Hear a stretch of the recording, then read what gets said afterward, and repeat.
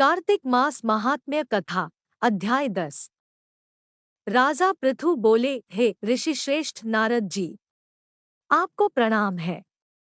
कृपया अब यह बताने की कृपा कीजिए कि जब भगवान शंकर ने अपने मस्तक के तेज को क्षीर सागर में डाला तो उस समय क्या हुआ। नारद जी बोले, हे राजन, जब भगवान शंकर ने अपना वह तेज क्षीर सागर में डाल दिया तो उस समय वह शीघ्र ही बालक होकर सागर के संगम पर बैठकर संसार को भय देने वाला रुदन करने लगा।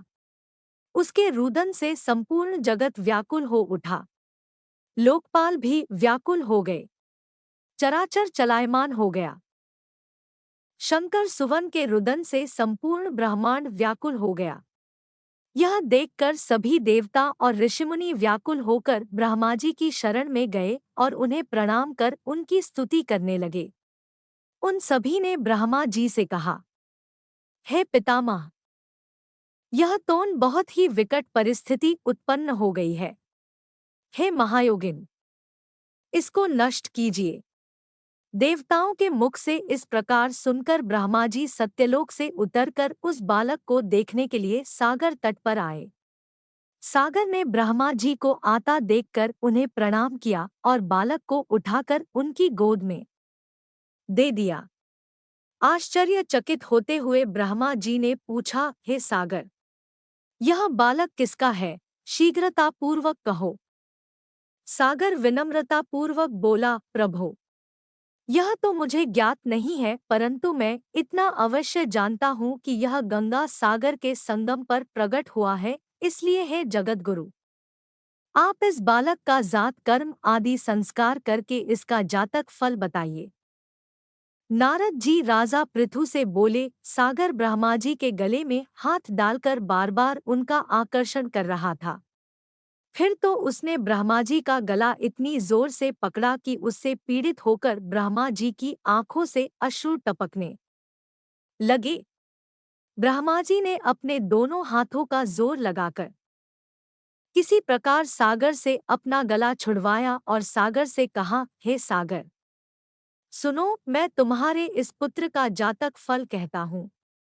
मेरे नेत्रों से जो यह जल निकला है, इस कारण इसका नाम जलंधर होगा। उत्पन्न होते ही यह तरुणावस्था को प्राप्त हो गया है, इसलिए यह सब शास्त्रों का पारगामी, महापराक्रमी, महावीर, बलशाली, महायोद्धा और रण में विजय प्राप्त करने वाला होगा। यह बालक सभी दैत्यों का अधिपति होगा। यह किसी से भी पराजित न होने वाला तथा भगवान विष्णु को भी जीतने वाला होगा। भगवान शंकर को छोड़कर यह सबसे अवध्य होगा।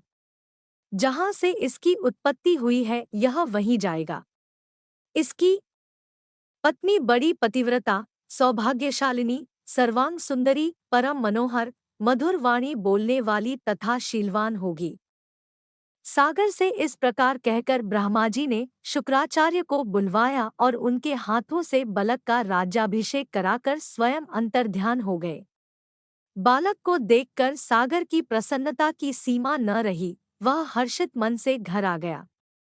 फिर सागर में उस बालक का लालन पालन कर उसे पुष्ट किया। फिर कालनेमी नामक असुर को बुलाकर वृंदा नामक कन्या से विधिपूर्वक उसका विवाह करा दिया।